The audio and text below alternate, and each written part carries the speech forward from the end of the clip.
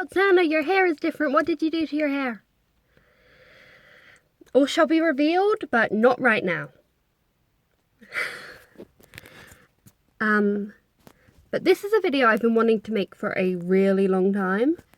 And I feel like, partially because I've been wanting to do it for so long, there are people in the comment section that are going to be like, oh, you're so late on this. That's not even a thing anymore. That's not happening now. And you can tell from the title what I'm talking about. And it absolutely is still a thing that's happening. Because, amazingly enough, issues don't go away when people stop tweeting about them. But, as the title says, this is my free KESHA inspired makeup tutorial. So, let's get right into it instead of me rambling at the camera, shall we? Because, right, the first thing we're going to put on is some foundation.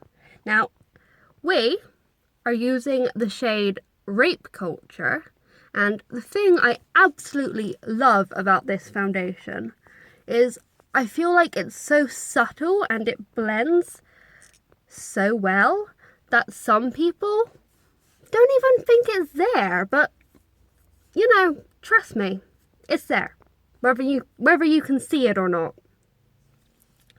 And this is great, this Rape Culture, because what that's going to do is it's just going to provide a nice base for everything else we're going to put on, and make sure that it can stay there and that it's allowed to keep happening, even when you don't really want it to. And on top of that Rape Culture, we are going to go in with a concealer, which I can't open one-handed. And this shade here, this is called the Music Industry. And what that's going to do is it's just going to sit right on top of that Rape Culture, and it's just going to blend right in with it as well.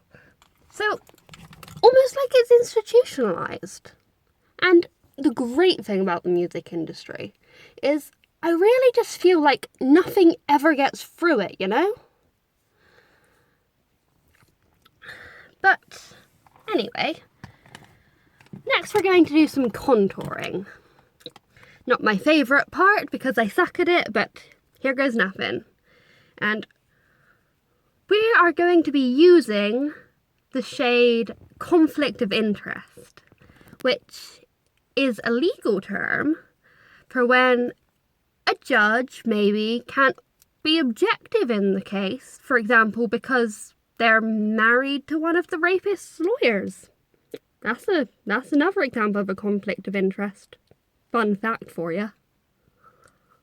And we're just gonna, again, blend it right on in with that Rape Culture.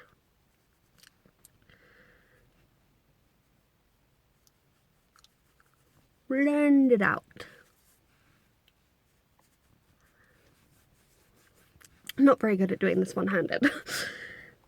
And on top of all of that, we're just going to go in with a loose powder and seal it. And the reason we're going to just do that is that it's kind of like making the girl that you raped sign an unbreakable contract. You want your makeup to be so airtight that legally there's not even that much that can be done about it because you're an asshole. Isn't that nice? See? Look at that. Look how hard it's going to be for anyone to, like, break that. That metaphor got away from me a bit. Sorry, guys. And now, I can't open blush one-handed. What the fuck? What the fuck? Right. What we're going to do now is we're just going to get some blush. And this is, I like this blush actually. This blush is Feminism. And what we're going to do is we're just going to blend it right on into the music industry. Because God knows it fucking needs some. I'm not sure how much of this you can see with my camera quality. Lots of feminism. Oh, there's a mirror behind me. I didn't notice that. I don't actually have to use the reflection of my camera. That's nice. How did I miss that? Right. And just to offset that feminism, we're going to go in with a highlighter. And this is social media. And what that's going to do is it's just going to offset that feminism a little bit. Really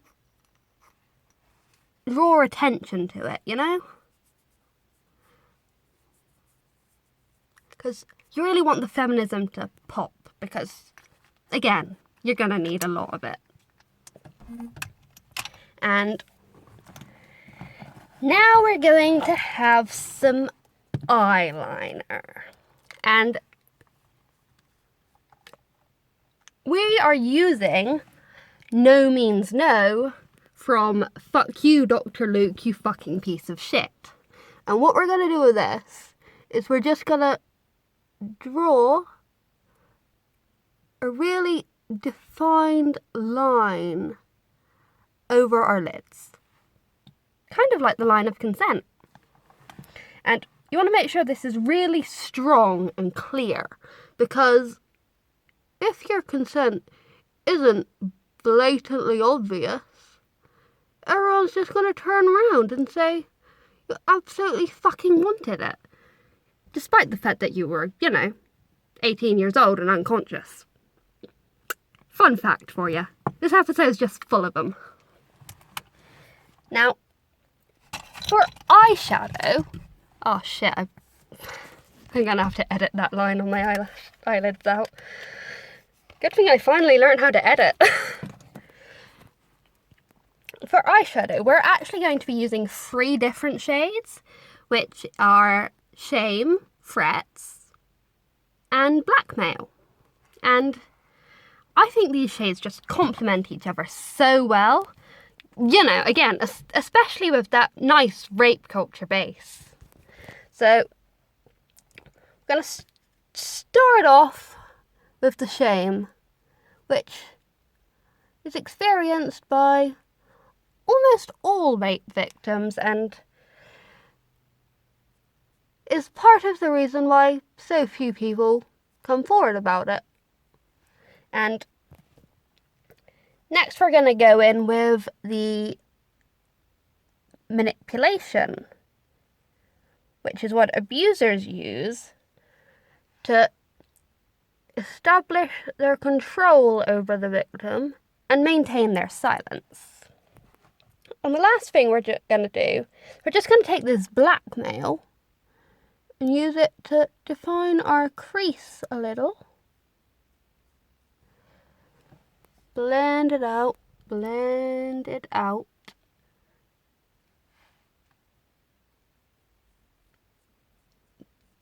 This looks like a fucking mess, but that's okay, because frankly this entire situation's a fucking mess. And now we're going to put on some mascara, because I have really good eyelashes and it would be a fucking shame not to do anything with them, to be honest. Not everything in life works as a metaphor, and sometimes you just have to deal with that. I don't have a joke to make here, I'm sorry, I just don't. Yeah, come on, mascara bottle. Yeah, mascara, stop doing that.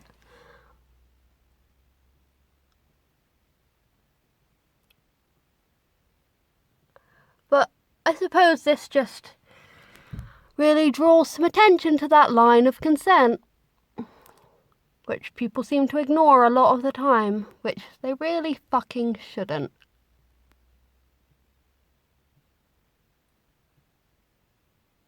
This makeup is a goddamn disaster.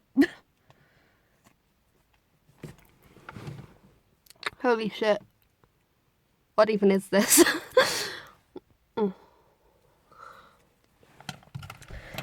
Right. So now we are going to put on some fucking glitter. Because it's fucking KESHA. And you know what? The world's fucking scary and shit like this happens way too often, so we need glitter. Just sprinkle it all over your face. Just do it. It's snowing sparkles. Yay! Now, the last thing, really, that we want to do is put on some lipstick. And we're using this really, like, dark pinkish purple shade, which is to symbolise the unconditional love and support that we have for KESHA. Because I really feel like she needs it, and I feel like she hasn't gotten that for a really long time. Or didn't get it for a really long time. Things are obviously better now because of all of this. But yeah, we love you, KESHA. And the last thing we're going to do is...